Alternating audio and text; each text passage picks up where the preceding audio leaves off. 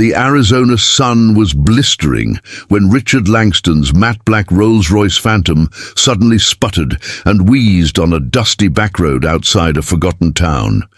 His driver tried restarting it, but the engine gave a death rattle and fell, silent. Richard, billionaire CEO of Langston Motors and known for his obsession with perfection, stepped out in frustration. They had no cell service, and the nearest town wasn't even on Google Maps. He kicked the tire once, then sat on a rock by the side of the road. Just when his patience wore thin, he noticed a small figure riding a bicycle toward them. A little girl, no older than 10, ponytail blowing in the wind, stopped and looked at the car like a challenge. "Looks like vapor lock," she said matter-of-factly.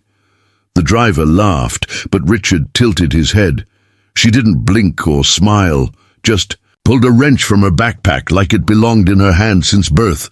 "Hold on, kid," the driver said, stepping in front of her. "This isn't some broken-down tractor. This is a $500,000 Rolls-Royce." But the girl ignored him, walking straight to the hood, which Richard, out of curiosity, had already popped. She leaned in, muttered to herself, and tapped on a few connections. "Your fuel pump's overheating. It's an older model, needs a bypass trick to cool down." The two men blinked at her, stunned. "Where'd you learn that?" Richard finally asked. "I helped Mama at our garage," she shrugged. "Well, it used to be Papa's garage before he died. He taught me everything." Richard watched her. Hands move with quiet precision. No hesitation, no guessing. Within minutes she'd rerouted a hose with what looked like twine and an improvised clamp from her bicycle kit. She turned the key. The engine purred to life. Even the driver looked speechless. Richard asked her name. "Sophie," she replied, brushing grease off her overalls. "Sophie Bright." The name echoed in his head like something familiar. She didn't ask for money, didn't gloat, just packed her tools, nodded, and turned to leave. But Richard wasn't letting her disappear so easily. "Wait," he called. "Let me drop you home. It's the least I can do." She hesitated, but eventually climbed into the back seat. On the ride, he learned she lived in a small farmhouse with her mother, who worked 2 jobs to support them. "I was born in this town," Sophie said softly, "but I don't think I'll stay here forever." She looked out the window. "One day, I'm going to build something no one's ever seen." Richard smiled, but didn't say a word. Deep down, something about this girl shook him.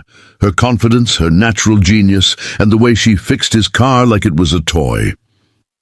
They arrived at a worn-down home with peeling paint and a wooden garage that looked ready to collapse. Her mother, apron-stained and eyes tired, came out with a mix of confusion and worry. "Is everything all right?" she asked. Sophie gave a thumbs up. "Car's working. He just gave me a ride." Richard stepped forward. "Ma'am, your daughter is the gifted. Truly, I'd like to—" But before he could finish, she held up her hand politely. "I appreciate your words, sir, but life's taught us to fix what's in front of us, not chase what's out of reach." Her words hit him hard. He returned to the city that night, but Sophie's image haunted him. He couldn't stop thinking about that look in her eyes, like a spark waiting for a match.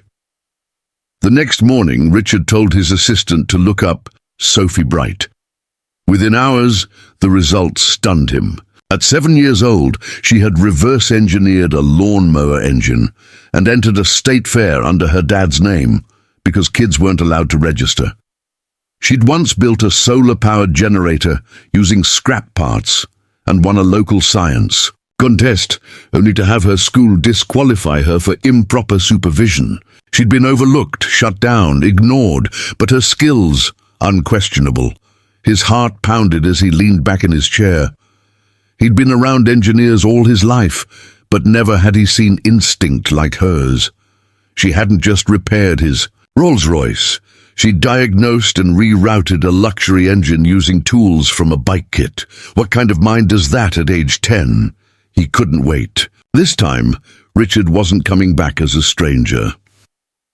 3 days later, the sound of a luxury helicopter startled the sleepy town.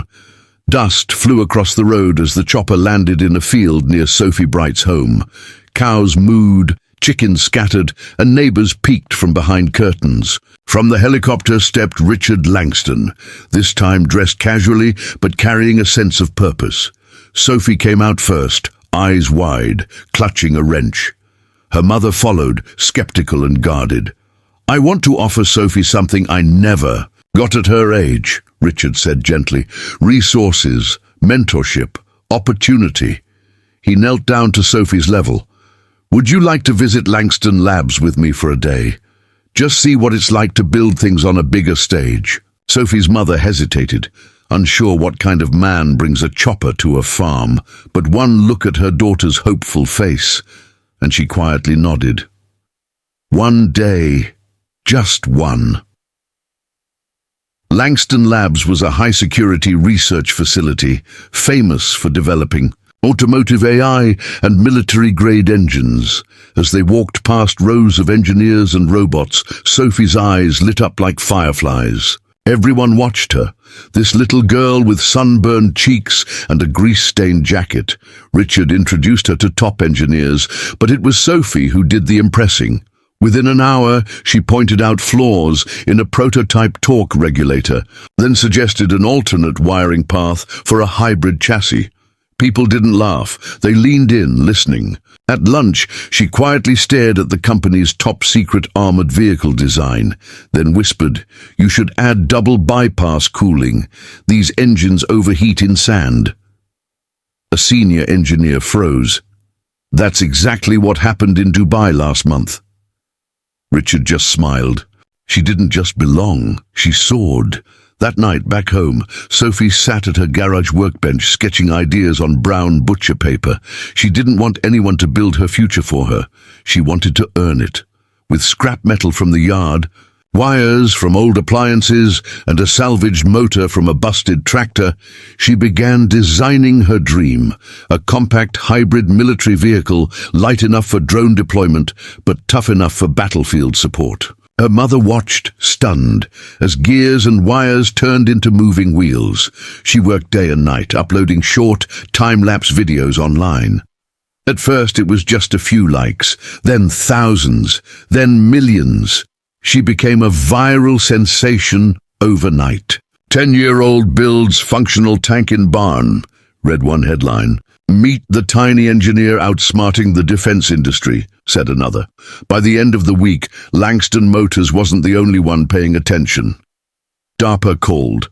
Pentagon advisors sent inquiries. One video showed Sophie remotely navigating her mini-tank through a muddy field using an old gaming controller.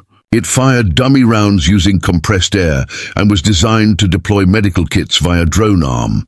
The military had entire teams working on that, and she had done it with farm scraps. One evening, as Sophie tested her drone arm in the yard, a convoy of black SUVs rolled up. Uniformed officers stepped out, flanked by high-ranking officials. Her mother came running from the kitchen, drying her hands. Richard Langston followed them out, grinning. "Looks like you've got company," he whispered. The general approached, then saluted. "Miss Bright, we've reviewed your footage and blueprints. We believe your work could save lives in the field. We'd like to offer you honorary research status and grant-supported access to our labs." Her mother gasped. "She's just a child." The general nodded. "Yes, ma'am, and one of the brightest minds we've ever seen." Sophie looked down at her hands, still dirty from wiring circuits. For a moment, she thought about Papa, how he used to call her my little inventor. She smiled. "Okay, I accept. But only if I can keep building things my way," the general laughed. "That's exactly why we want you." The story made national headlines. Farmer's daughter builds military tank, joins DARPA as youngest ever contributor. Interviews poured in. She was invited to STEM expos, university panels, and tech conventions, but she never changed. At night, she still fixed neighbor tractors. On weekends, she still biked through the fields. But now, she carried a badge from DARPA in her pocket. One evening, as she and her mom sat on the porch watching the sunset, Richard stopped by again. "What now?" she asked him. He chuckled. "Now? Now we build the future, with you in it."